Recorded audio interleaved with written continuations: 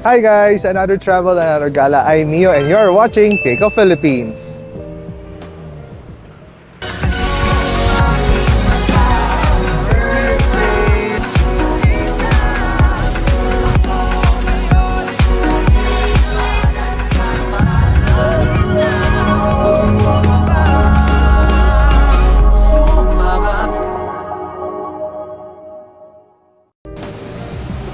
For today's vlog, samahan nyo ako, pupunta tayong Baguio. So magpapack tayo ng mga gamit natin, ano mga dapat natin dalhin papuntang Baguio. And itatry namin ngayon yung Pitex to Baguio na bus. So alamin natin kung magkano siya, kung madali lang ba siya mag-i-book and all. So tara, samahan nyo ako guys for this episode dahil jam-pack tong mga episode na susunod na to. Let's go!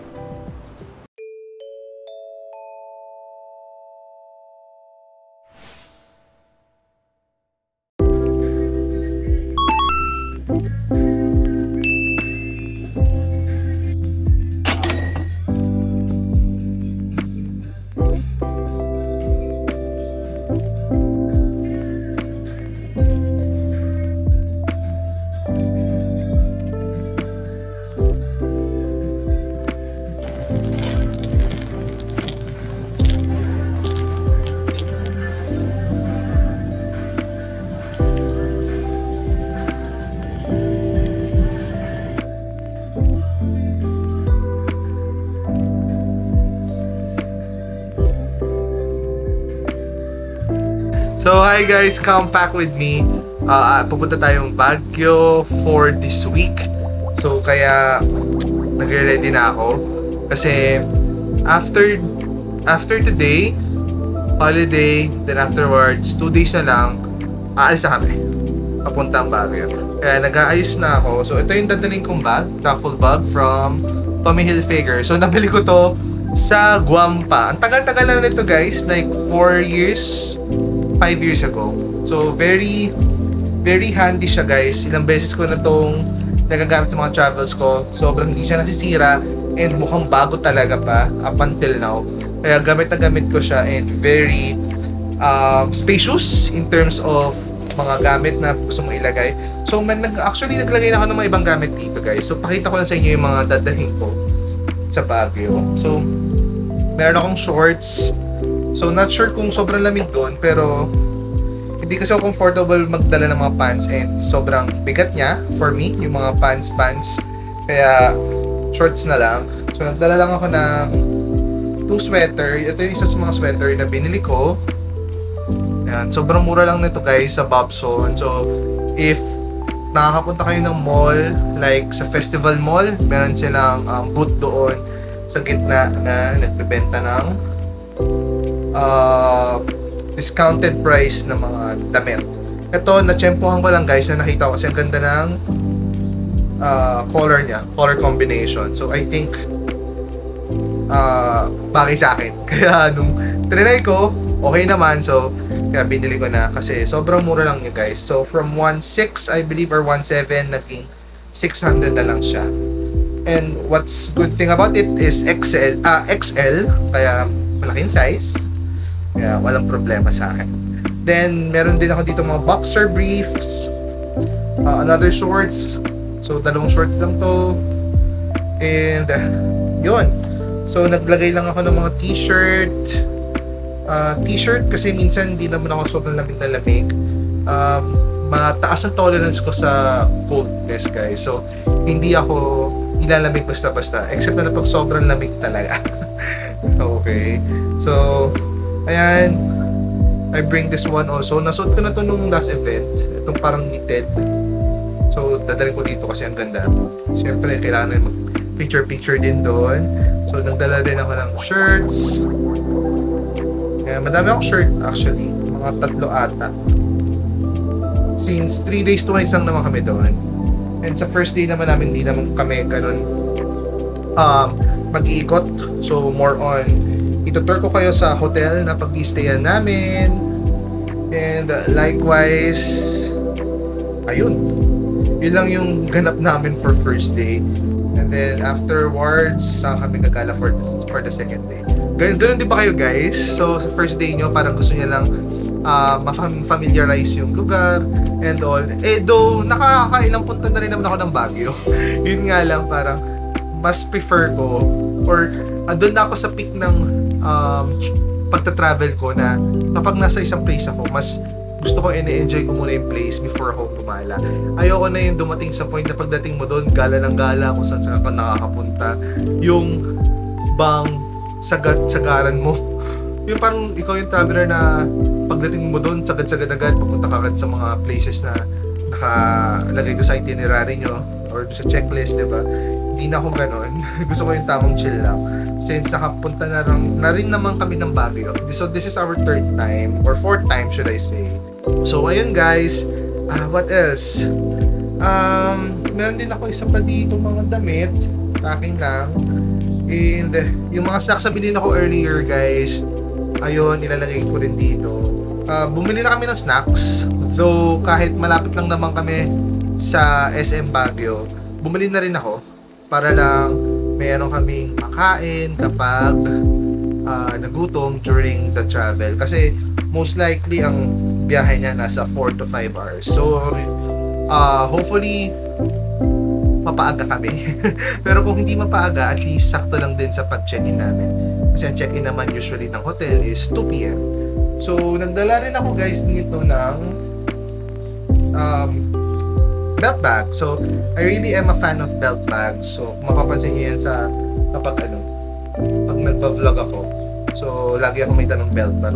So tingnan nyo guys, ang cute. So meron customized na Take Off Philippines. So velcro lang yan, natatanggal. Natatanggal. Tapos pwede ibalik ulit, or pwede mong palitan ng ibang velcro. So meron sa Shopee, nakita ko. Tapos kinostomize ko na lang tong belt bag na to from Adidas, na binigay pa to ng kapatid ko. Kaso lang unfortunately, dahil ko siya nililinisan, or kapag nalilinisan ko siya at sobrang dumi na kasi minsan, yun natutuklap yung ano niya, yung parang print. So yeah, pinalitan ko na lang din para, di ba, maganda, very customizable, and di ba, free endorsement na rin ng Take Off Philippines. And don't forget to subscribe. Okay. So yan din ang dadalhin ko besides yung mga toothbrush, toothpaste. Meron naman doon mga sabon doon sa hotel, so wala nang problema. Pero if you are booking with a transient or Airbnb, usually guys, almost likely wala silang mga ganun. So make sure to bring that one, since diba, mas okay na rin na meron kang personal kit na dinadala para hindi na rin kayo mahirapan. Ay, what else? So I'll bring my camera, yung DJI Action 4. Ayan, kita nyo yan. Yan yun. Yung binibidyohan nyo mo yan. So ito yun. Ito yung binili kong selfie stick. Sobrang mahal nito guys. Kaya kailangan kong maka-return ng ROI. Kaya gamit na gamit to sa araw-araw. Kaya kung mapapansin nyo rin, grabe yung mga post ko. Siyempre. If you're fond of if you're fond of walking guys, make sure to bring your better footwear, kasi wag kayong gagaya sa akin tulad nung dati. Wala akong pakialam sa mga footwear na sinusuot ko, basta makakalakad naman ako. Pero in the years to come, pag tumatanda ka talaga, may mararamdaman ka. And yun, nagkaroon nga ako ng Achilles tendinitis, and ngayon pinipiti ko siya, diba? So nakikita nyo naman yun sa vlog ko. So make sure lang guys na magdala kayo ng mga comfy na footwears. So ako naman guys, ang dala ko naman dito is comfy na footwear din, na parang rubber shoes type. So yun na lang yung dadalhin ko, and magdadala ako ng socks. And bumili na rin ako ng parang arch, medical art sole. So nilagay ko yun sa shoes ko ngayon, kasi it would really help a lot in terms of the balancing of your foot, para hindi masakit yung sa may talampakan nyo. Yun ang sabi sa akin ng rehab doctor ko. What else? Actually, yun lang naman guys for me. Napakasimple lang naman. Hindi naman ako yung sobrang madaming bags na dinadala kapag nagbabakasyon ng ganito kabilis lang. Like 3 days, 2 nights. And also, guys, don't forget also, if you are planning to buy isang pasalubong, alam nyo naman yan. So magdala kayo ng eco bag. Magdadala kami ng eco bag kasi bibili akong gulay. So heads up, bibili akong gulay. So makikita nyo sa mga vlogs na yan. So abangan nyo yan guys kasi sobrang mura kasi yung mga gulay doon kaysa dito sa Maynila. So kaya yun, susulitin ko na rin. Kaya ko naman bitbitin. So yun. So yun lang naman yung dadalhin ko for now. And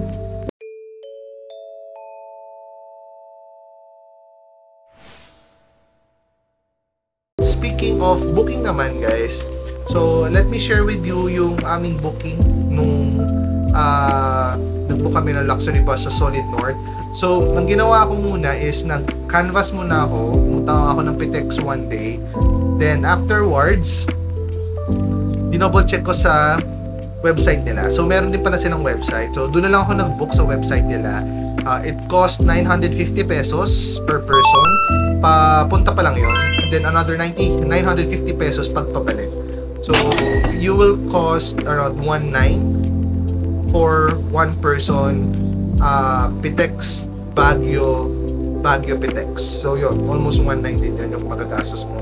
Plus, yung service fee and all. And, yun lang naman yung kailangan yung tandaan guys kapag mag-book kayo online.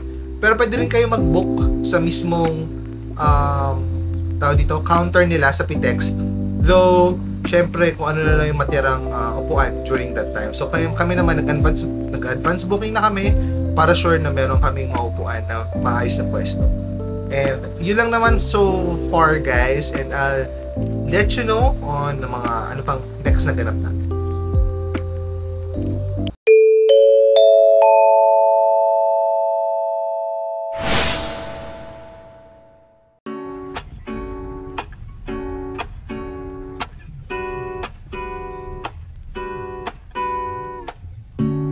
Lazy Sunday mornings, hiding under covers. I don't mind staying in with you. Play your favorite movie, laying right beside me. I don't mind when it's just us two. That corner coffee shop we like to go. Late night walks with you to take me home. With you I never feel alone.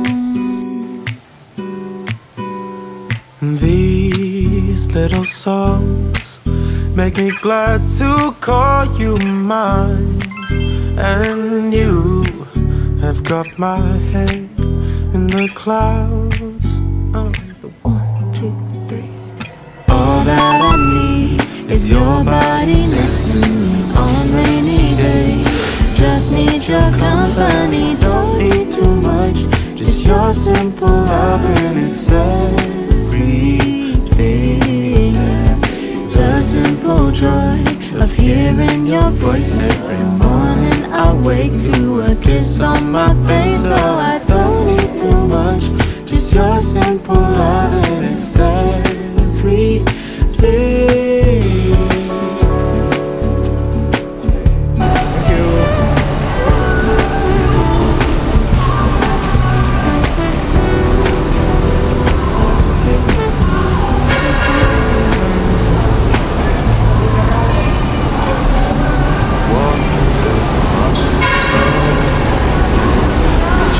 Letters when you're away.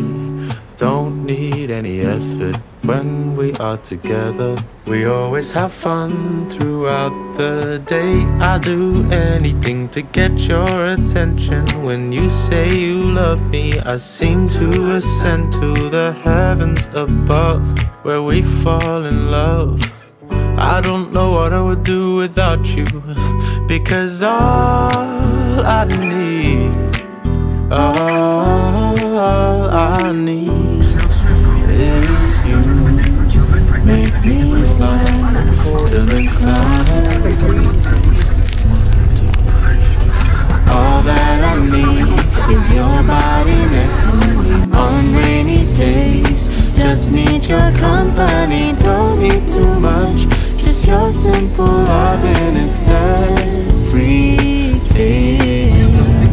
The simple joy of hearing your voice every morning. I wake to a kiss on my face. So I don't need too much, just your simple love and it's everything.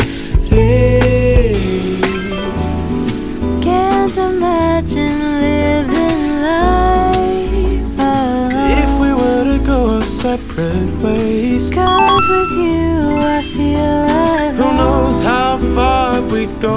Don't you know that all that I need is your body next to me on rainy days? Just need your company, don't need too much, just your simple love and it's